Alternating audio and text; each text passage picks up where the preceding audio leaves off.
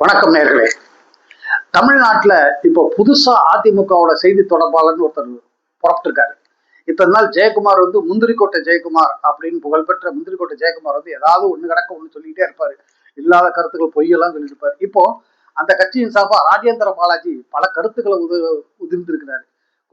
2 நாளைக்கு முன்னாடி நேத்துன்னு சொல்லியிருக்காரு, முந்தா நாள் சொல்லியிருக்காரு. என்னன்னா, விஜய் வந்து தன்னோட கூட்டணியில சேரணுமா, சேர்ந்தா தான் அவருக்கு நல்லதான். இது எதுவும் மிரட்டுற மாதிரியே இல்ல.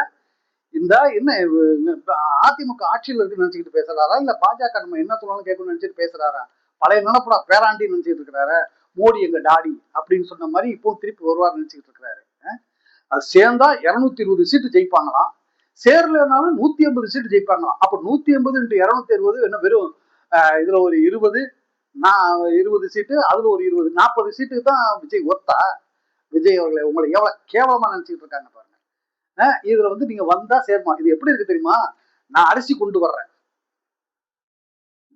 நான் உமி கொண்டு வர்றேன், நீ அரிசி கொண்டு வா, நம்ம 2 பேரும் ஊதி ஊதி திம்போம் அப்படிங்கிறதுதான் ராஜேந்திர பாலாஜியோட கருத்து.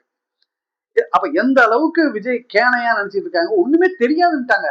உனக்கு அனுபவம் கிடையாது, அரசியல் அனுபவம் கிடையாது, எங்க கூட வா, நாங்க சொல்றத நீ கேளு அப்படிங்கிறாங்க. நீ கட்சி ஆரம்பிச்சதே எங்க எடப்பாடியை முதலமைச்சர் ஆக்கத்தான். போனா போது உங்களுக்கு துணை முதலமைச்சர் பதவி தர்றேன் அப்படி பிச்சை போடுறேங்கிற ரேஞ்சிலேயே ராஜேந்திர பாலாஜியோட இன்டர்வியூ இருக்குது. என்ன உங்களுக்கு உண்மை, நீ வரலைனாலும் நாங்க 180 இடத்துல ஜெயிப்போம், அது நடக்க போறதில்ல, அது வேற. இது மிரட்டுறது. ஏன்னா கூட்டணி நிச்சயமாக அமைய போறது இல்லை. இவங்க தோல்விங்கிறது கன்ஃபார்ம். அதனாலதான் ராஜேந்திர பாலாஜி கூட்டணிக்கு வாங்கிறதும், இவர் வந்து கொடி பறக்குது, சிக்னல் கிடைச்சிருச்சுன்னு எடப்பாடி புலம்புறதும் இப்படியா இருக்குது. வெளியில பாத்தீங்கன்னா, அதாவது வடிவேலு காமெடி சொல்லுவார்ல,